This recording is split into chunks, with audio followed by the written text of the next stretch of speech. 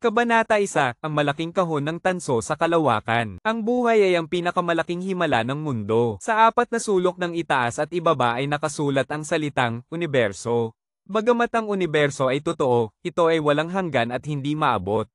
Mula sa sinaunang panahon hanggang sa kasalukuyan, nakasulat ang salitang, pundasyon. Bagamat ang pundasyon ay may pag-unlad, hindi alam ang pinagmulan nito. Ang universo ay malawak at ang kalawakan ay walang hanggan, maraming mga siyentipiko ang nag-isip na ang Earth ay ang tanging lugar na may buhay. Sa katotohanan, ang sangkatauhan ay labis na nag-iisa. Sa loob ng malawak at matandang universo, kahit na may bilyong mga planeta, napakahirap makahanap ng pangalawang planeta na may buhay. Gayunpaman, hindi kailanman sumuko ang sangkatauhan sa paghahanap. Mula noong nakaraang siglo, nagpadala na ng maraming mga spacecraft para sa pagsisiyasat sa kalawakan. Ang Voyager 2 ay isang unmanned spacecraft na inilunsad noong 1977 mula sa Kennedy Space Center sa Amerika. Sa ibabaw nito ay may dala-dalang gintong disk na may temang pagbati sa universo na naglalaman ng ilang mga uri ng musika na sikat at mga mensahe ng pagbati na sinabi sa 55 wika sa mundo, umaasa na isang araw ay mahuhuli ito ng ibang sibilisasyon. Mula dekada 2070 hanggang ngayon, ang Voyager 2 ay nananatiling nag-iisa sa kanyang paglalakbay sa malawak na universo. Ito ay tila isang maliit na butil ng alikabok. Maaaring tulad ng karamihan sa mga spacecraft, nagkaroon ito ng mga problema o tuluyang nawala sa tahimik na kalawakan. Lumipas na ang mahigit 30 taon, ang teknolohiya ay patuloy na umuunlad at nakabuo ang sangkatauhan ng mas advanced na mga spacecraft. Maaaring sa hindi kalayuan ay makakakuha tayo ng bagong hakbang sa pagsisiyasat sa kalawakan. Ngunit kahit na ganito, sa mahabang panahon, ang mga bagong uri ng spacecraft ay hindi pa rin makasunod sa yapak ng Voyager 2. Lumipas na ang 33 taon, ang Voyager 2 ay umabot na ng 14 na bilyong km mula sa Earth. Sa oras na ito, ang bilis nito ay umabot na sa ikatlong antas ng bilis sa universo, at sa kanyang orbit, hindi na ito kailanman makakabalik sa solar system, naging isang napakamasining na spacecraft. Sa dilim at yelo ng universo, ang ilang mga bituin ay tila mga malinaw na diamante na nakasabit sa isang itim na tela. Bagamat ang Voyager 2 ay mabilis na lumilipad sa malalim at walang hanggan ng universo, ito ay tila mga uod o langgam na dahan-daang gumagapang sa madilim na lupa. Matapos ang mahigit 30 taon, ngayon sa oras na ito, ang Voyager 2 ay nakakita ng isang nakakamanghang bagay. Sa tahimik na universo, siyam na higanteng katawan ay tahimik na nakahiga sa isang lugar. Noong ika-22 ng Mayo taong 2010, ang NASA ay tumanggap ng isang mahiwagang datos na ipinadala ng Voyager 2. Pagkatapos ng maraming pagsisikap sa pagsasalin, nakita nila ang isang hindi maipaliwanag na imahe. Sa oras na ito, ang lahat ng tao sa control room ng NASA ay nagulat, nakatayo na parang mga estatwang kahoy, sila ay labis na natatakot. Matagal bago sila nakabawi, at pagkatapos, ang control room ay naging maingay. Diyos ko, ano ang nakikita natin dito? Paano ito posible? Hindi ito kapani-paniwala. Ang Voyager 2 ay matagal nang walang kontrol, tanging patuloy na umuusad. Matapos may padala ang mahiwagang datos, nagmadali itong lumipad sa madilim na espasyo, mas malalim pa sa madilim na kalawakan. Dahil ang espasyong ito ay napakalayo, kahit na may malaking natuklasan, at nakakuha ng isang nakakagulat na imahe, ang sangkatauhan ay walang magawa. Ang grupong ito ng mahiwagang impormasyon ay hindi na ipahayag sa labas. Pagtatapos, ngunit minsan ang mga pangyayari ay hindi nangyayari ayon sa inaasahan ng lahat. Ano man ang mga kagamitan sa pagmamasid at pagsisiyasat sa kalawakan, o ang mga siyentipikong pag-aaral ng buhay at pisika, o ang mga space station na may mga natatanging kondisyon. Mula noong 1971, ang Unyong Sobyet ay matagumpay na naglunsad ng unang manned space station, at hanggang ngayon, ang buong mundo ay naglunsad ng 9 na space station. Noong ika-11 ng Hunyo taong 2010, sa panahong ito, sa loob ng International Space Station, ang ilang mga astronaut ay nagulat, ang kanilang mga pupil ay mabilis na kumsuo. Hanggang sa ngayon, ang pag-iral ng Diyos ay matagal ng pinabulaanan. Kung ang paniniwalang ito ay may mga tagapagpatuloy, ito ay sa espiritual na kawalang katiyakan ng tao na naghahanap ng isang simbolo. Ngunit sa oras na ito, ang isipan ng ilang mga elite astronaut ay nakakaranas ng matinding pagkabigla, nakita nila ang isang hindi maipaliwanag na imahe. Sa labas ng International Space Station, sa yelo at dilim ng universo, siyam na higanteng nilalang ang hindi kumikilos, tila matagal nang naruroon, nagdudulot ng walang katapusang kalungkutan, at ito ay siyam na katawan ng dragon. Walang pagkakaiba sa mga dragon sa mga alamat. Bawat katawan ng dragon ay umaabot ng 100 metro, tila gawa sa tinunaw na bakal, puno ng nakakaindek na damdamin. Ang dragon, na umiiral sa mga alamat kasama ng mga Diyos, ay lumalampas sa mga batas ng kalikasan. Ang siyam na katawan ng dragon ay umaabot ng 100 metro, ang kanilang mga buntot ay nakatali sa isang itim na kadena, sa madilim na espasyo ng universo sa likod ng siyam na katawan ng dragon, may isang kabaong na gawa sa tanso na umaabot ng 20 metro ang haba. Ang dragon, na umiiral sa mga alamat kasama ng mga Diyos, ay lumalampas sa mga batas ng kalikasan. Ngunit, sa pag-unlad ng agham hanggang ngayon, sino pa ang maniniwala na talagang umiiral ang mga dragon? Ang mga astronaut sa loob ng International Space Station, ang kanilang isipan ay labis na naapektuhan, ang tanawin na kanilang nakita ay nagdulot sa kanila ng hindi maipaliwanag na damdamin. Sa tahimik na universo, ang katawan ng dragon ay tila isang hindi mapapabagsak na pader ng bakal, at kahit na maramdaman ang nakatagong nakasisindak na lakas sa loob ng mga katawan. Ngunit, sila ay nawala na sa buhay, at magpakailanman ay natutulog sa malamig na espasyo ng universo. Ito ay, matapos ang matinding pagkabigla, ang ilang mga elite astronaut ay muling nag-urong ang kanilang mga mata, ang imahe na kanilang nakita ay lalong nagdulot ng takot. Ang malaking kabaong na gawa sa tanso ay may sinaunang hugis, ang ibabaw nito ay tila may isang sinaunang disenyo, puno ng kalungkutan ng mga taon, hindi alam kung ilang taon na itong lumulutang sa universo. Isinara ni Chris Wu ang aklat na Huangdi Neijing, ibinalik ang kanyang isip sa estado matapos ang pag-iisip tungkol sa kabanatang, The Wen, na nagtatala ng panahon ng sinaunang panahon. Tungkol sa panahon ng sinaunang panahon, wala namang mga detalyadong tala na tiyak, para sa mga tao sa kasalukuyan ito ay isang bahagi ng kasaysayan na puno ng kalabuan, na nagdudulot ng maraming pag-iisip. Si Yulong Kiyokwanai na espasyo ng universo, ang siyam na katawan ng dragon at ang malaking kabaong na gawa sa tanso ay nakakabit sa isang itim na kadena, ang anyo nito ay nagdudulot ng pagkabigla. Matapos ang pagkabigla sa hindi maipaliwanag na imahe, ang mga elite astronaut ay nagpadala ng signal ng komunikasyon. Universo, tumatawag sa Earth. Tungkol sa tiyak na pag-iral ng Voyager 2 na inilunsad sa kalawakan mula dekada 2070 hanggang Abril, Mayo ng 2010 ay nawala ang komunikasyon sa Earth. Kabanata 2, The Wen. Ang The Wen ay isang kabanata sa Huangdi Neijing. Ang mga tao sa sinaunang panahon, namumuhay ng daang taon, at ang kanilang mga galaw ay hindi bumabagal. Ang Hoang Danoy Kin ay isang sinaunang aklat na itinuturing na kayamanan, isinulat ito ilang libong taon na ang nakalipas, naging isa sa 3 dakilang klasikong aklat ng China, ang mga sinasabi sa aklat kahit na hindi maaring pagkatiwalaan ng buo, ngunit maaari ring sabihin sa kabuuan ito ay may napakahalagang halaga. Maaaring mabuhay ang isang mortal ng higit sa 100 taon, ngunit ang mga kilos ay walang kahit anong palatandaan ng katandaan. Tungkol sa kabanatang TVN na nagtatala ng isyu ng edad ng mga sinaunang tao, natural na hindi maaring pagkatiwalaan ng isang modernong tao tulad niya. Ang malamig na hangin ay dahan-daang humihip, ilang mga dahon ng tungog sa hardin ay dahan-daang sumasayaw, nagbanggaan at nagbigay ng tunog na rao, ang sariwang hangin mula sa bintana sa harapan ay humihip papasok. Si Chris Wu ay talagang mahilig sa mga aklat na uri ng Suo KY 3, habang nagbubuhos ng isang tasa ng mahinang berdeng tsaa, sinimulan niyang ipagpatuloy ang pagtalikod sa lumang aklat na nasa kanyang kamay. 3.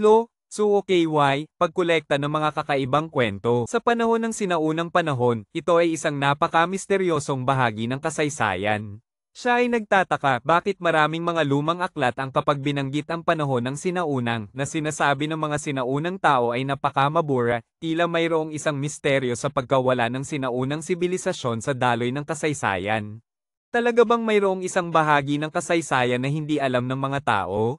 Pagkatapos ng isang maikling sandali ng pagninilay, siya ay muling nagpatuloy sa pagbabasa. Ang aklat na itinuturing na kayamanan, isinulat ito ilang libong taon na ang nakalipas, naging isa sa 3 dakilang klasikong aklat ng China, ang mga sinasabi sa aklat kahit na hindi maaring pagkatiwalaan ng buo, ngunit maaari ring sabihin sa kabuuan ito ay may napakahalagang halaga. Edkit Tin Dia, Ba M Duang, HP Tinki, Doklap Thursday THN, Konok NHUC NHT, Sinang Dote Tindia, VHU Chong, THKY Dowsin. Apat, pumuno sa langit at lupa, hawakan ng yin at yang, humigop ng esensya, panatilihin ang espiritu, ang katawan at kalamnan ay isa, maaaring makasabay sa langit at lupa, walang katapusan, ito ang daan. Ang kabanatang TVN ay maraming beses na binanggit ang sinaunang panahon, may kaalaman sa pagbabago ng langit at lupa, pagsasanay sa pagbuo ng esensya, upang ang tao ay makamit ang walang kamatayang buhay, ang mga modernong tao ay sa katunayan ay walang kakayahang maniwala. Hindi namamalayan, ang pulang araw ay unti-unting lumulubog sa kanluran, ang sinag ng hapon ay kumakalat, pinapahiran ang puno ng enjidong sa labas ng bintana ng isang mapusyaw na pulang kulay. Ipinagpapaalam ni Chris Wu ang aklat na Haang Danoykin, naghahanda na sumali sa isang pagtitipon ng klase kasama ang mga kaklase. 3 taon na ang lumipas mula nang siya ay umalis sa universidad, si Chris Wu ay nanatili sa lungsod na ito pagkatapos ng kanyang pagtatapos, habang tinitingnan ang nakaraan, ang panahon ng pagiging estudyante na walang malay at simple ay hindi na maibabalik. Ang 3 taon ay kung iisipin ay hindi mahaba, ngunit hindi rin ito maikling panahon, ang mga dating kaklase ay ngayon ay nasa iba't ibang sulok ng mundo, bawat isa ay may kanya-kanyang buhay. Ang magandang tunog ng ringtone ng kanyang cellphone ay pumutol sa kanyang mga iniisip, ito ay si Leoning na tumatawag, isang maganda at napakamatalinong babae, pagkatapos ng kanyang pagtatapos ay lumipat sa kalapit na lungsod, sa pamamagitan ng kanyang mga kakayahan ay umakyat bilang manager ng sangay 1 taon na ang nakalipas. Nang kanyang pinindot, ang magandang tunog ng ringtone ng kanyang cellphone ay pumutol sa kanyang mga iniisip, ito ay si Leoning na tumatawag, isang maganda at napakamatalinong babae, pagkatapos ng kanyang pagtatapos ay lumipat sa kalapit na lungsod, sa pamamagitan ng kanyang mga kakayahan ay umakyat bilang manager ng sangay 1 taon na ang nakalipas. Nang kanyang pinindot ang sagot sa tawag, agad niyang narinig ang boses ni Leoning na nagbibiruan, noong siya ay nag-aaral sa universidad ay ipinakita na niya ang napakahusay na kakayahan sa pakikipag-ugnayan, madali siyang makapaglapit sa iba. Kumusta, naisip mo ako? Madali siyang nakapagpabalik. Sa kabilang linya ay narinig ang isang napakakaaya-ayang tawa, sinabi niya. Hindi ko alam ang lokasyon ng pagtitipon ng klase, samahan mo ako mamaya. Matapos ang maingat na pag-uusap tungkol sa lokasyon ng kanilang pagkikita, umalis si Chris Wu sa kanyang bahay sakay ng kotse. Noong siya ay nag-aaral pa, siya ay nagkaroon ng pagnanasa kay Leoning, ngunit siya ay maingat na sinabihan na hindi sila bagay sa isa't isa. Si Leoning ay isang napakagandang babae, at ang kanyang talino at pag-iisip ay higit pa sa kanyang kagandahan. Alam na alam niya kung ano ang kailangan niya, kung ano ang dapat gawin, at kung ano ang dapat sabihin at gawin. 10 minuto na lang bago ang kanilang pagkikita, si Chris Wu ay naghanap ng parking space sa harap ng isang department store, pagkatapos ay bumaba ng sasakyan at naghintay sa tabi ng kalsada para kay Leoning. Ang buong lungsod ay nalulumbay sa sinag ng hapon, maraming mga gusali ang nababalutan ng isang liwanag na kulay ginto, habang ang mga sasakyan ay dumadaloy sa kalsada na parang tubig, at ang mga tao ay nag-uusap at naglalakad ng sunod-sunod. Pagkalipas ng 7 o 8 minuto, isang Toyota ang huminto sa tabi ng kalsada, at lumabas ang isang magandang mukha, si Leoning ay bumaba ng sasakyan. Si Chris Wu ay lumapit, ngumiti at nagsabi, may sarili ka pang sasakyan na nagdadala sa iyo. Huwag mo akong gawing biro, wala akong sariling driver, kaibigan ko yon si Vandar. Matapos ang 3 taon mula nang magtapos, kahit na may konting ugnayan pa sila, nagkita lang sila isang beses 2 taon na ang nakalipas. Si Leoning ay nananatiling kasing ganda ng dati, nakasuot ng simpleng damit, ang kanyang masikip na maong ay sinamahan ng isang purple na blouse, na nagbigay diin sa kanyang mga nakakaakit na kurba, napakamaamo at kaakit-akit. Matagal na tayong hindi nagkita, kumusta ka? Ang kanyang buhok ay nakalaylay sa kanyang mga balikat, may kintab at itim, na parang makikita ang refleksyon dito, may mga mata siyang parang uwak, ang mga pilik mata ay mahahaba at bahagyang nakaturo sa unahan, natural at kakaiba, nakakaakit at nakakaantig. Ayos lang, talaga ba? Ngumiti si Leoning, ang kanyang mga mata ay kumikislap, ang kanyang mga labi ay napakaakit, talagang nakakaakit. Talaga ba? Mga nakakaakit na kurba, napakamaamo at kaakit-akit. Sa puntong ito, ang Toyota ay huminto sa tabi ng kalsada, at sa driver's seat ay lumabas ang isang pamilyar na mukha, si Vandar, isang dating kaklase. Siya ay nanatili sa lungsod matapos magtapos, katulad ni Chris Wu. Ngunit siya ay mas mapalad dahil may koneksyon at nakapagpatayo ng isang kumpanya na hindi masyadong malaki at sa kanilang mga kaklase, siya ay itinuturing na matagumpay. Kahit na nasa parehong lungsod sila, halos wala silang ugnayan ni Chris Wu. Ang pangunahing dahilan ay nagkaroon sila ng hindi pagkakaintindihan noong sila ay nasa kolehiyo. Hindi bumaba si Vandar mula sa sasakyan, ngumiti siya ng bahagya at nagsabi, matagal na tayong hindi nagkita. Oo nga. Sana makapagkita tayo sa ibang pagkakataon. Nakita ni Chris Wu na hindi bumaba ang kanyang kausap mula sa sasakyan, kaya't siya ay tahimik na nagtanong. Sasakay ka ba? Sasakay ka ba? Para sa ganitong uri ng pagmamaliit, si Chris Wu ay tamad na makipagtalo, kaya't sumagot na lang siya ng oo. Si Liuning, isang matalinong babae, ay natural na nakaramdam ng tensyon sa paligid, kaya't ngumiti siya kay Chris Wu. Katatapos ko lang magmadali dito, ang mga kaklase sa lungsod na ito ay tumawag at nagmamadali, sumakay na tayo sa sasakyan ni Vandar. Hindi pa nakapagsalita si Chris Wu, si Vandar ay nagsalita na, nag-aalala, pasensya na, may nauna na akong kasunduan sa dalawang kaklase sa kalsadang iyon, mukhang kulang ang upuan. Walang problema, mauna ka na, darating ako pagkatapos. Pagkatapos sabihin ito ni Chris Wu, lumingon siya kay Liuning at ngumiti, sama ka sa akin, o kaya. Si Liuning ay nag-atubili ng kaunti, ngunit si Vandar ay nagmadali, si Leo, ang magandang babae, ay mauuna sa sasakyan ko, kung hindi, baka tanungin ako ng mga tao hanggang sa mamatay ako. Matapos maghintay sa tabi ng kalsada ng ilang minuto, nagpakita si Liuning ng pag-aalala kay Chris Wu, ngunit sa huli ay sumakay pa rin siya sa Toyota matapos magmadali si Vandar. Nang isara na ang pinto ng sasakyan, bahagyang narinig ni Chris Wu ang tunog ng pagmamaliit ni Vandar, ngayon ay rush hour, nakakakuha ng taxi ay talagang kakaiba. Pagkatapos, ang Toyota ay mabilis na umalis. Dati, si Chris Wu ay itinuturing na isang kilalang tao sa unibersidad, ngunit ngayon ay itinuturing na siya na umaasa sa ibang tao, na ikinukumpara kay Vandar, natural na siya ay medyo nadismaya.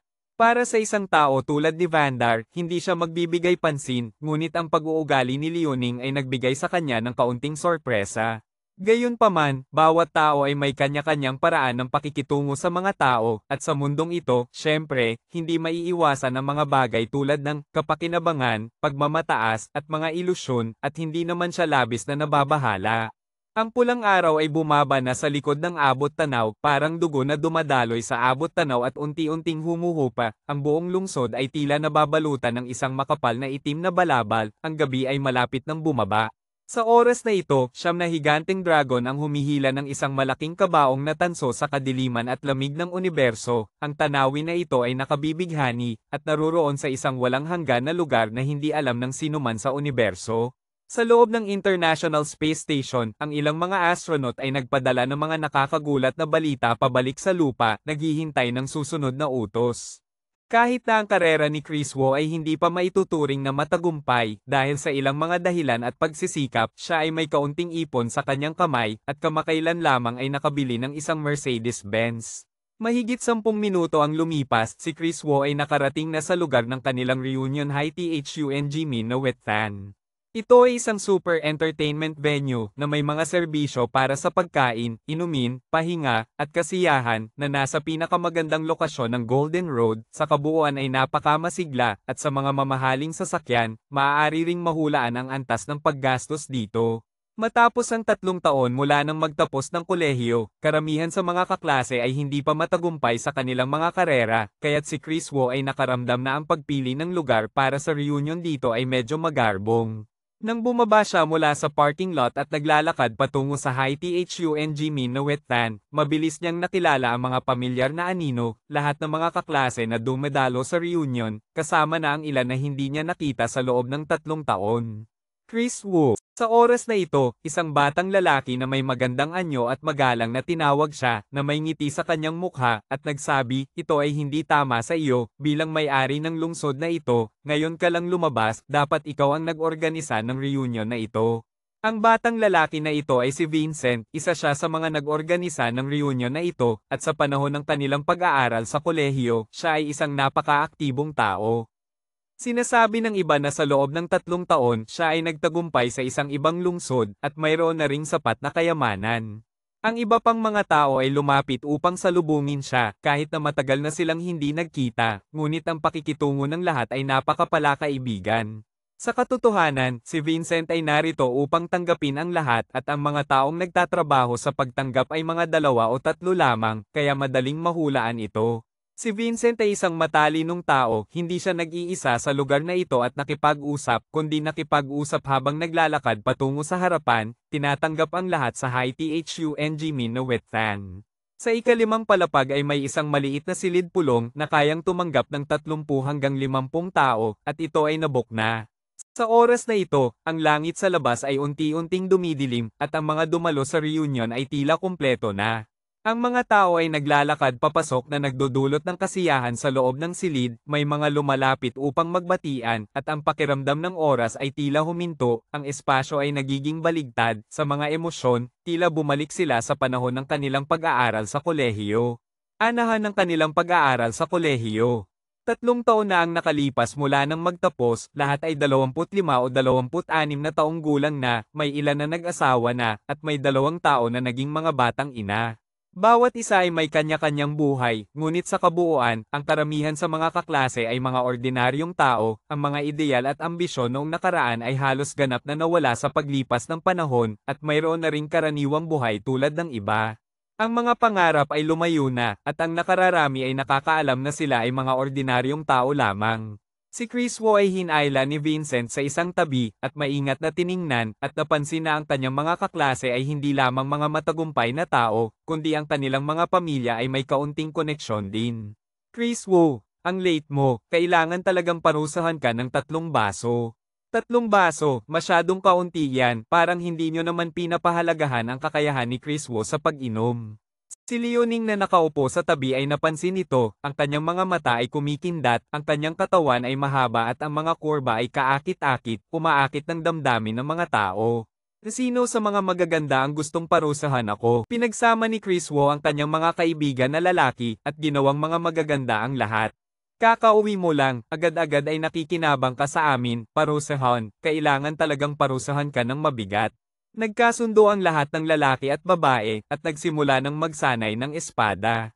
Si Vander sa lungsod na ito ay may tiyak na koneksyon, kaya't natural lang na nasa maliit na grupong ito siya, at sinabi ng walang pag-aalinlangan, akala ko gusto mong manatili sa taxi ng ilang sandali.